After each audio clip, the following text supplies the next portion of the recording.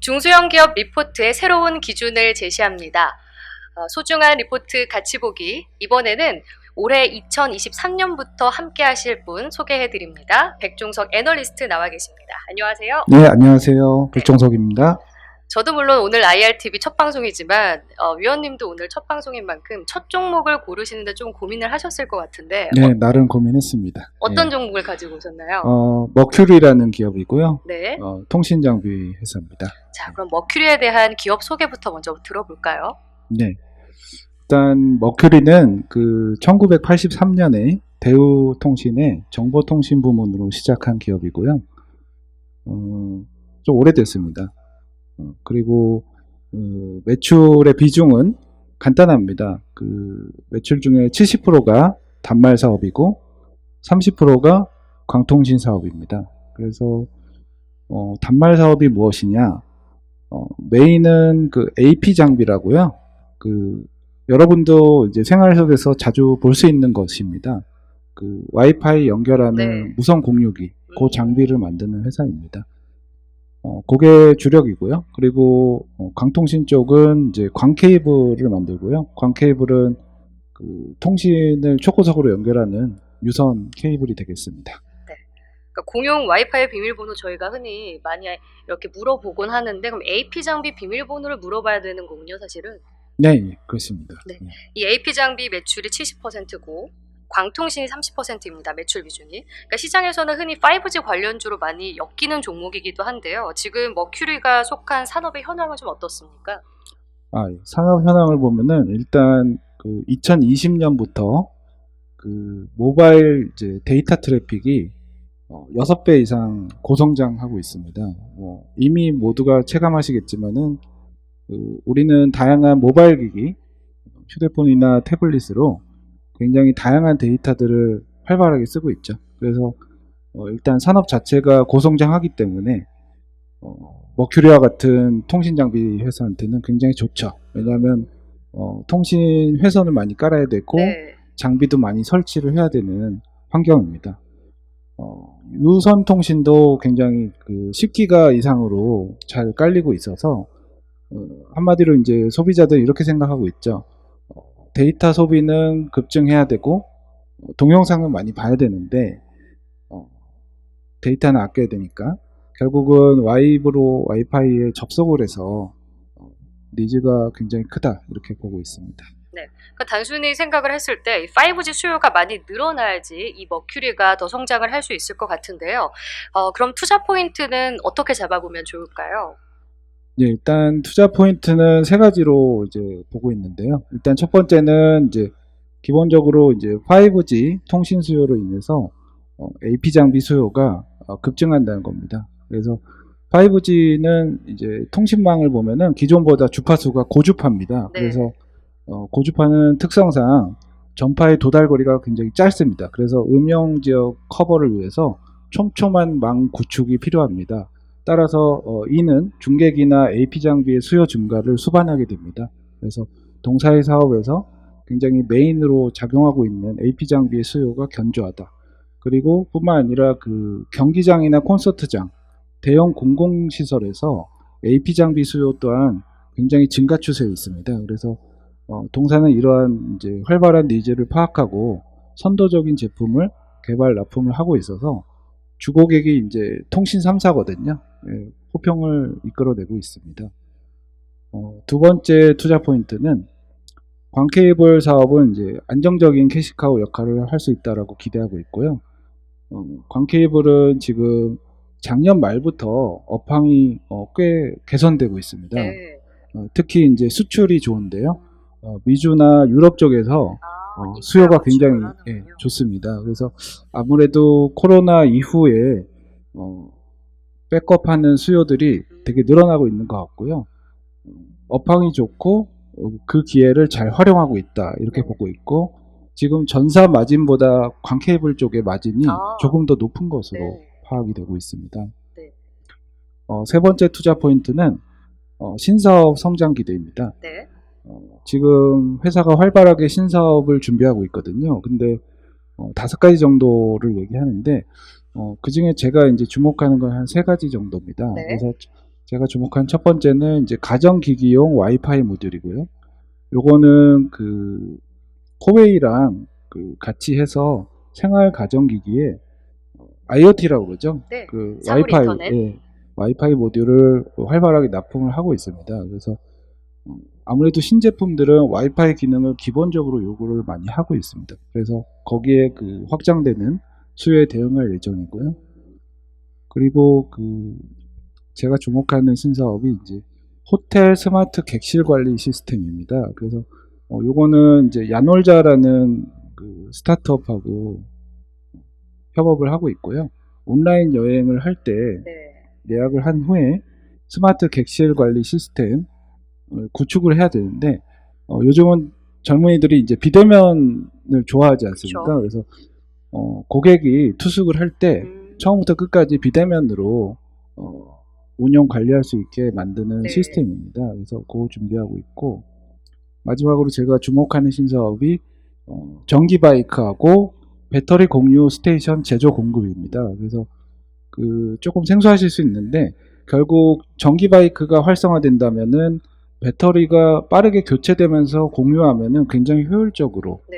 사업을 할 수 있습니다. 그래서 전기 바이크 스타트업 기업들하고 활발하게 협력을 해서 그 미래 수요에 좀 대응을 할 예정입니다.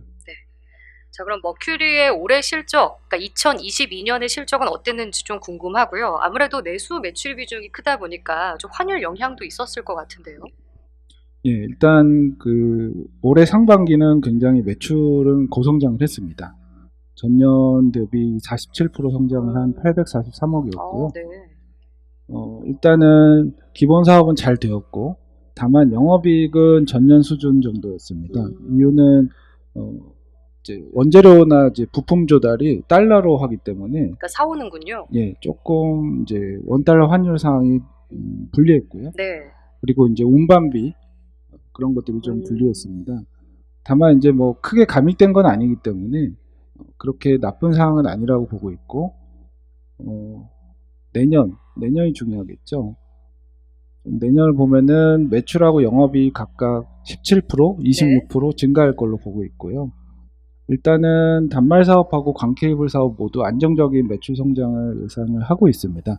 거기다가 신사업까지 이제 가세가 된다면은 매출 성장은 제가 예상하는 것보다 좀 더 늘어날 수도 있다 이렇게 보고 있습니다. 네. 그리고 경쟁사들도 마찬가지지만 지금 5G 관련주들의 주가가 많이 내려온 상황입니다. 지금 머큐리의 밸류에이션은 어떻습니까?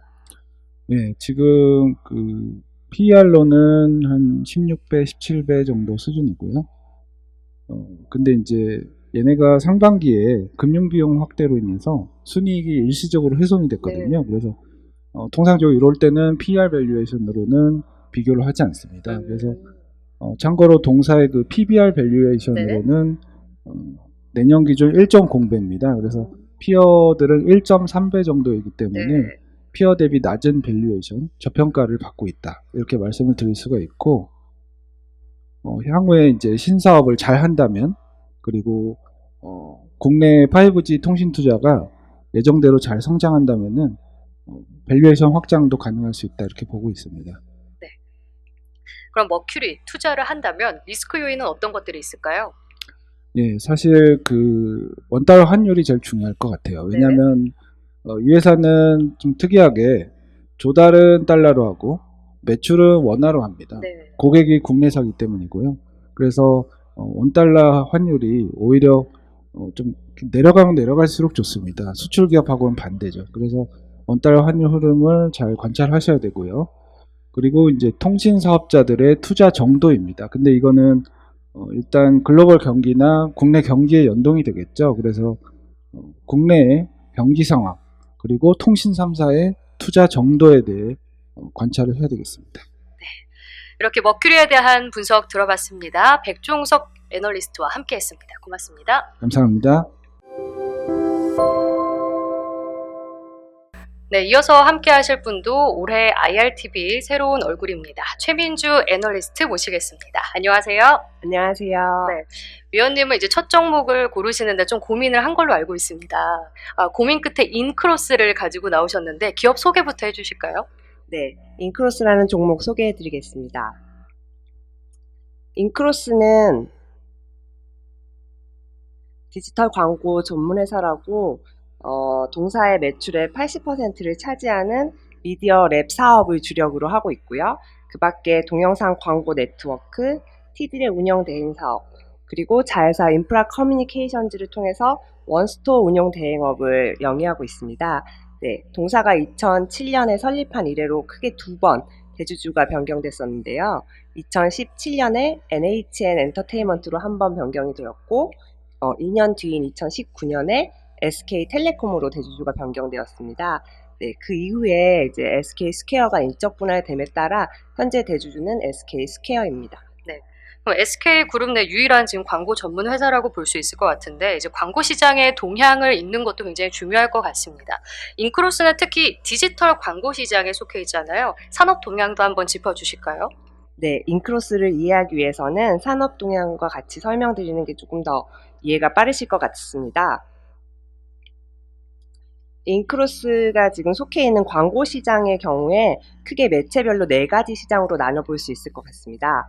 첫 번째, 방송, 지상파 TV와 IPTV 등을 포함하고 있고요. 그리고 신문과 잡지를 포함하고 있는 인쇄시장, 그리고 PC와 모바일을 포함하고 있는 디지털 시장, 그리고 5개 시장, 이렇게 4개의 시장으로 나뉘어져 있고 지난 2015년부터 흐름을 살펴보면 전통 시장 같은 경우에는 비중이 지속적으로 축소되고 있습니다. 네. 하지만 그 디지털 광고 시장 같은 경우에는 비중이 지속적으로 확장되고 있는데요. 연평균 한 15% 정도 네. 고성장을 고성장을 해왔다고 보시면 될 것 같습니다. 이렇게 디지털 광고 시장이 성장한 데는 광고주들이 선호한 배경이 있는데 네. 잘 아시다시피 TV 광고를 생각해 보시면 한 방향으로 불특정 다수에게 한 가지 메시지를 이렇게 전달할 수 있잖아요. 네. 하지만 디지털 광고에서는 광고주가 원하는 그 고객들에게 그러니까 맞춤형 네. 광고를 할 수 있는 거죠. 그렇죠. 더 커스터마이즈된 네. 광고를 적시에 이렇게 노출을 할 수 있기 음. 때문에 더욱더 효과적인 채널이라고 판단이 돼서 좀 선호되고 있는 모습을 보이고 있습니다. 네. 그리고 추가적으로 디지털 광고 시장의 주체에 대해서 말씀을 드리도록 하겠습니다. 크게 4가지 주체가 있는데 먼저 광고를 집행하는 광고주가 있고 그리고 잘 아시다시피 이노션이나 제2기획과 같은 그 광고주의 니즈에 맞춰서 광고를 제작해주는 네. 광고 대행사가 있습니다. 그리고 광고를 이제 실어주는 매체가 있는데 대표적으로 네이버나 유튜브 이런 채널이 되겠습니다. 미디어 랩사의 경우에서는 이렇게 광고주와 그리고 매체 이 사이에서 그 서로의 니즈를 대행을 해서 그 광고를 이렇게 어떤 매체에 광고를 실어야지 가장 효율적으로 이렇게 노출을 할 수 있는지 그리고 또 구매까지 이어지게 하는 데는 그런 전략을 어떻게 세워야 되는지 그런 역할을 수립하는 그 전략을 수립하는 역할을 하고 있습니다.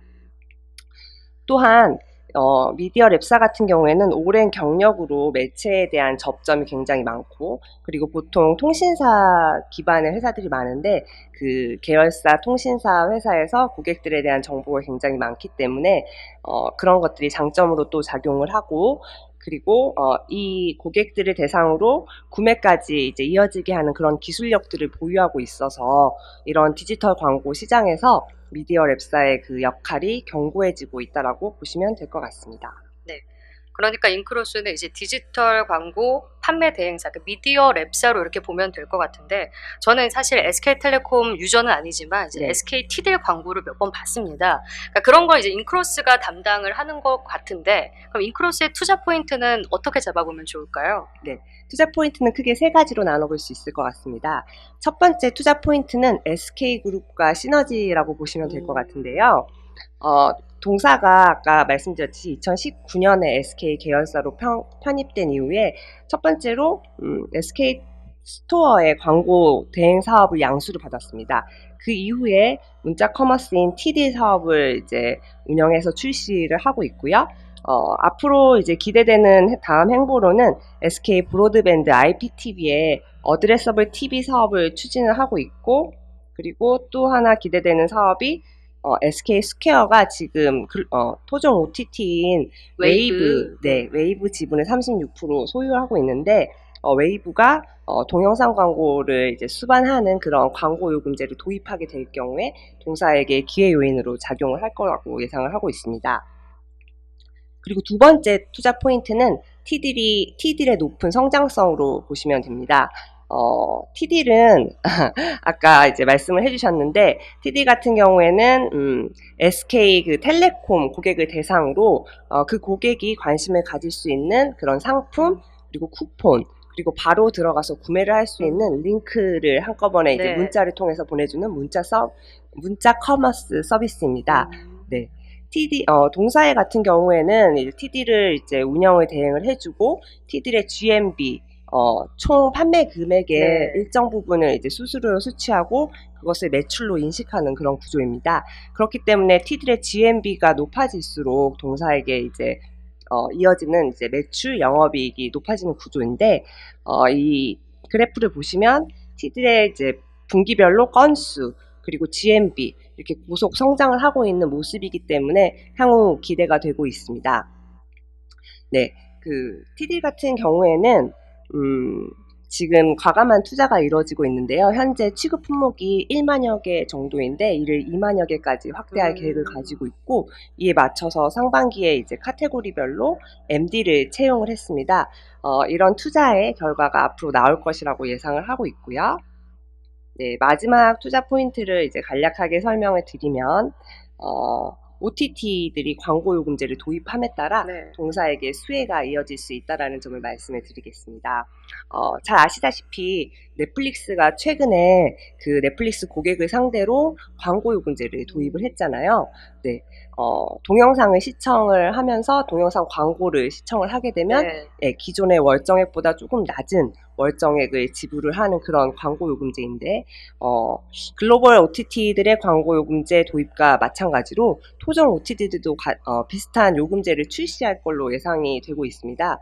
네, 그렇게 될 경우 아까 말씀드린 SK 그 그룹사의 캡티브 OTT인 웨이브를 통해서 동사에게도 좀 실적에 긍정적인 영향을 미칠 것으로 예상을 하고 있습니다. 그리고 SK 스퀘어가 최대 주주다 보니까 SK 쪽에 안정적인 실적이 확보됐을 것 같은데 최근 실적은 좀 어떻습니까? 네.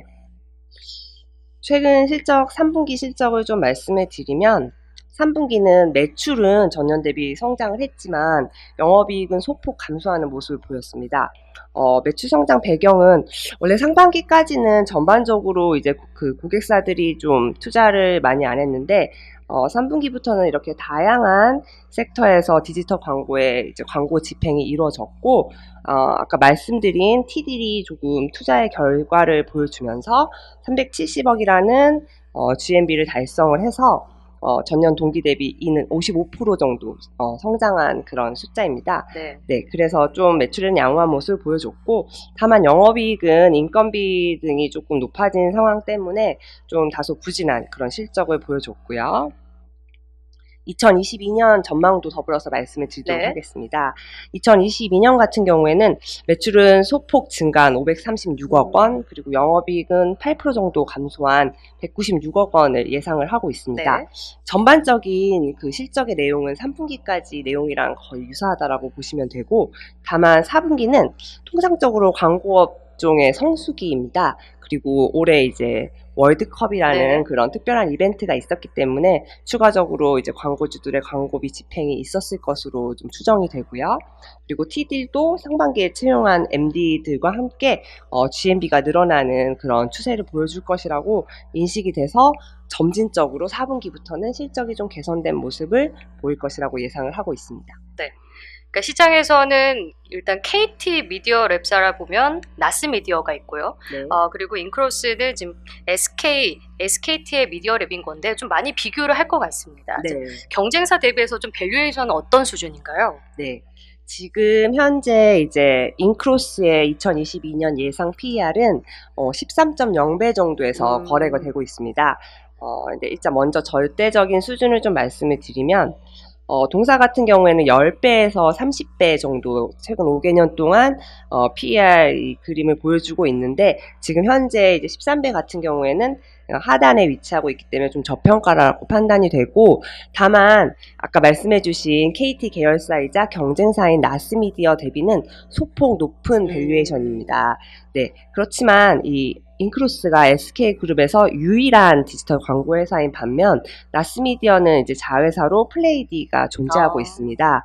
네, 그리고 SK그룹이 TDD나 캡티브 OTT 웨이브 이런 부분에서 시너지가 일어날 수 있기 때문에 장기 성장성을 좀 감안하면 이렇게 소폭 높은 밸류에이션은 일부 설명이 가능하다라고 생각을 하고 있습니다. 그럼 마지막으로 리스크 요인도 한번 짚어주실까요? 네, 리스크 요인을 좀 말씀해 드리도록 하겠습니다. 잘 아시다시피 광고 업종은 이제 전통적인 경기 민감 업종입니다. 네, 그래서 최근에 대두되고 있는 글로벌 경기 침체 영향이 단기적으로인 실적에는 조금 우려 요인으로 작용을 할 것이라고 예상이 되고요. 다만 이러한 점은 회사의 고유의 문제라기보다는 시장의 전반적인 상황으로 이해해 주시면 좋을 것 같습니다.